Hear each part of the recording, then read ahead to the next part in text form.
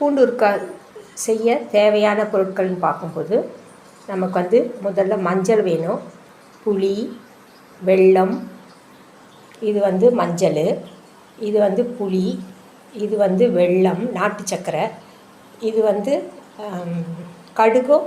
இப்போ ஸ்டவ் கடாய் காஞ்சிடுச்சு. இப்போ இந்த நல்லெண்ணெயை இது நல்ல பியூர் நல்லெண்ணெய், பாரிஸில் 70 வருஷமாக அந்த கடையிலேருந்து வாங்கினாங்க.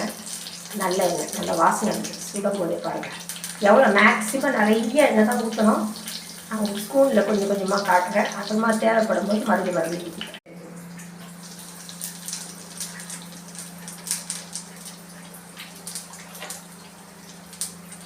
பிறகு எண்ணெயில் போட்டோமா கொஞ்சம் வாசனையாக இருக்கும் இருக்காது. அப்புறம் நம்ம ஏற்கனவே இதில் கொஞ்சம் வதக்கி வச்சுருந்தோம். நான் அரைச்சிட்டு இதை அந்த மிக்சியில் போட்டு பூண்டு அரைக்கும் போது கொஞ்சம் ஒரு ஸ்பூன் போட்டேன், இது ஒரு ஸ்பூன் போட்டுட்டேன்.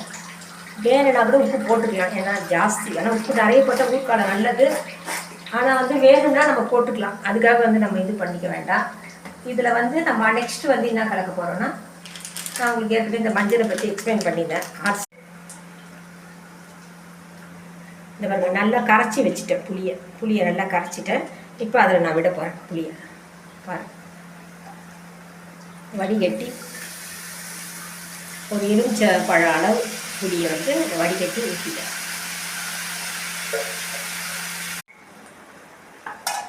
உங்களுக்கு தெரியும், பூண்டு நான் வதக்கி வச்சு காமிச்சேன். அதை இதில் போடுறோம்.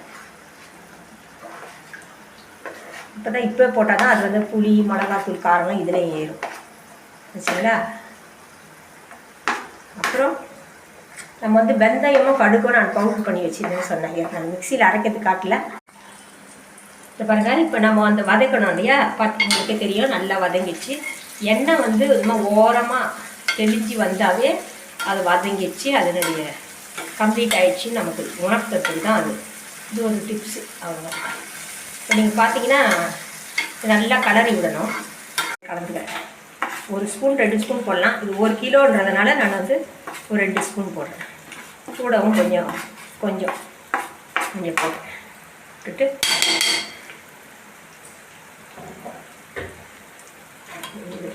இதில் கொஞ்சம் அதனால இந்த ஸ்பூனை இதில் கலக்கிறேன். உங்களுக்கு பாருங்கள், இதுதான் நம்மளுடைய பூண்டு ஊறுகாய். உங்களுக்கு வேணும்னா நான் இதில் உங்களுக்கு ஒரு நம்பர் தரேன், அதில் கால் பண்ணுங்கள், உங்களுக்கு கொடுக்குறேன். சரியா?